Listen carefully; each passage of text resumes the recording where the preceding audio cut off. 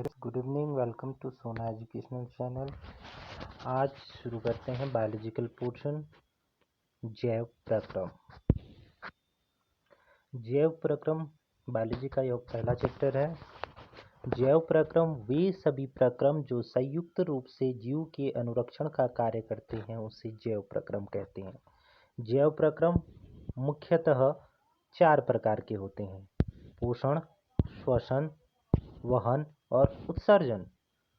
सबसे पहला जो प्रश्न आता है पोषण। पोषण भोजन ग्रहण करना, पचे भोजन का अवशोषण एवं शरीर द्वारा अनुरक्षण के लिए उसका उपयोग पोषण कहलाता है। पोषण के आधार पर जीवों को मुख्यतः 2 पार्ट्स में डिवाइड किया गया है। पहला स्वपोषी और दूसरा विषमपोषी। स्वपोषी वे जीव जो अपना पोषण स्वयं करते हैं, स्वपोषी पोषण कहलाता है।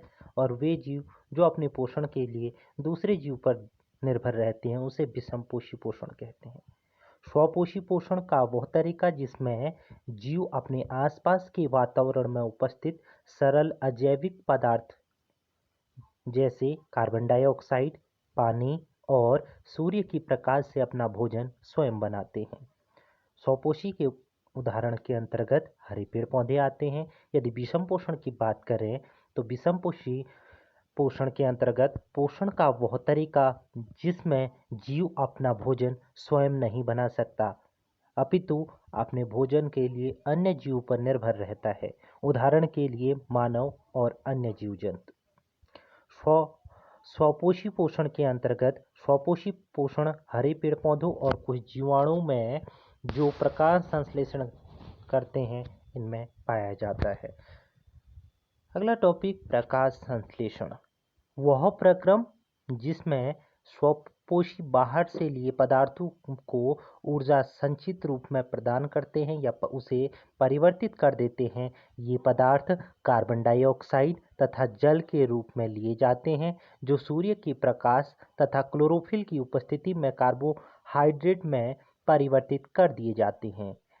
यदि प्रकाश संश्लेषण के रासायनिक समीकरण की बात करें तो प्रकाश संश्लेषण का रासायनिक समीकरण 6CO2 + 12H2O, तीर का निशान, इसकी अभिक्रिया क्लोरोफिल के साथ सूर्य के प्रकाश की उपस्थिति में होती है तो हमारा C6H12O6 + 6O2 + 6H2O प्राप्त होता है। प्रकाश संश्लेषण के लिए आवश्यक कच्ची सामग्री: सूर्य का प्रकाश, क्लोरोफिल, कार्बन डाइऑक्साइड, स्थलीय पौधे इसे वायुमंडल से प्राप्त करते हैं, जल, स्थलीय पौधे जड़ों द्वारा मिट्टी से जल का अवशोषण करते हैं।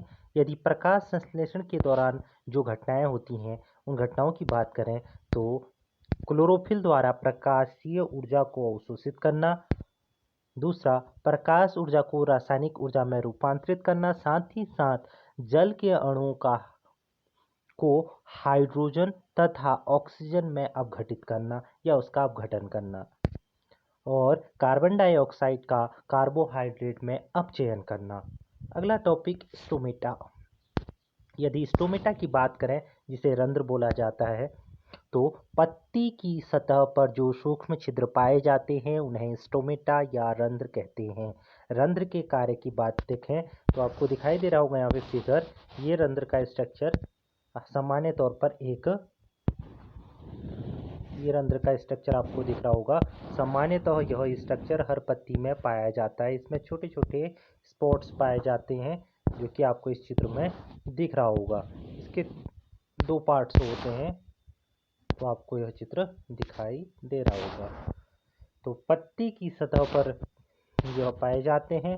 यदि इसके कार्य की बात करें तो प्रकाश संश्लेषण के लिए गैसों का आदान प्रदान इन्हीं छिद्रों के द्वारा होता है और वाष्पोत्सर्जन की क्रिया भी इन्हीं छिद्रों से होती है। जल का अंदर जाना, जल का बाहर निकलना, कार्बन डाइऑक्साइड का बाहर से अंदर प्रवेश करना, ऑक्सीजन का पत्ती से बाहर निकलना, ये सारी प्रोसेस इसी में होती है। इसमें सहायक कोशिकाएं पाई जाती हैं, इसमें रंध्र छिद्र पाए जाते हैं, साथ ही इसमें द्वार कोशिकाएं पाई जाती हैं जो खुलने और बंद होने का कार्य करती हैं, जो गैसों के आदान प्रदान करने का कार्य करती हैं। अधिचर्म कोशिका पाई जाती है। और यदि हम विषमपोषी पोषण की बात करें, हेटेरोट्रॉफिक न्यूट्रिशन की बात करें, there are 3 types: holozoic, saprophytic and parasitic. प्राणी संपोषणी पोषण, मृत जीवी पोषण, परजीवी पोषण।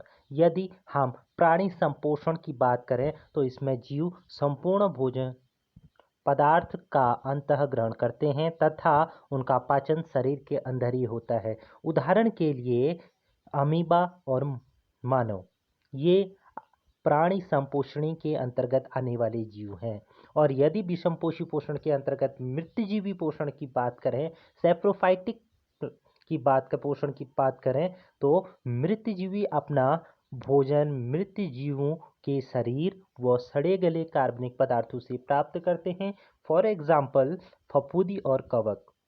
यदि पैरासाइटिक परजीवी पोषण की बात करें, पैरासाइटिक न्यूट्रिशन की बात करें, तो ये परजीवी अन्य जीवों के शरीर के अंदर या बाहर रहकर उनको बिना मारे अपने पोषण को प्राप्त करते हैं।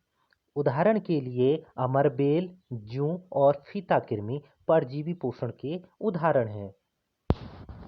अमीबा में पोषण, यदि बात करें हम अमीबा में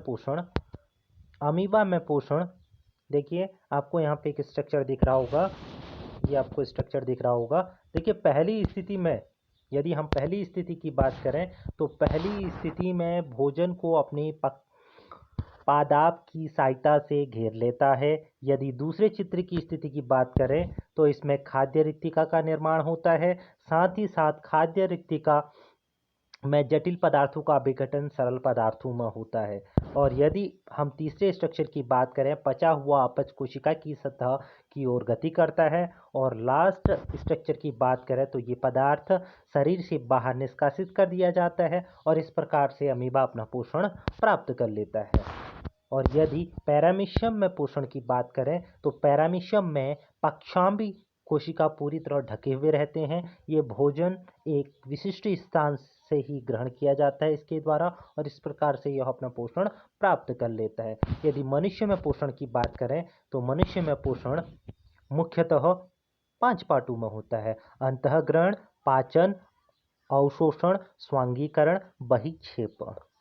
और यदि पहले स्ट्रक्चर को देखें हम, देखिए आहार नाल मूल रूप से मुंह से गुर्दा तक विस्तारित रहता है, एक लंबी नली होती है। यदि हम पहले पार्ट की बात करें, अपने शरीर के मुख्य अंग की बात करें, तो यहाँ पे मुंह, दांत, जिह्वा और लार ग्रंथि पाई जाती है। यदि भोजन ग्रसिका की बात करें, उसके बाद हमारा भोजन का मुंह से आमाशय तक भोजन ग्रसिका की क्रमाकुंचन गति के द्वारा ले लिया जाता है और ग्रसिका की मांसपेशियों का सिकुड़न या शीतलन होता है। और यदि हम मुंह की बात करें, भोजन का अंतःग्रहण किया जाता है। दांत की बात करें तो भोजन को चबाया जाता है। जिह्वा की बात करें तो भोजन को लार के साथ पूरी तरह मिलाया जाता है। और लार ग्रंथि की बात करें तो इसमें विभिन्न प्रकार के एसिड्स वर्क करते हैं, विभिन्न प्रकार के लार रस कार्य करते हैं, जैसे कि स्टारलार, एमिलेज एंजाइम, माल्टोज एंजाइम, शर्करा, ये सारी चीज़ें एक साथ निकलती हैं और उसके बाद भोजन ग्रसिका से होते हुए हमारे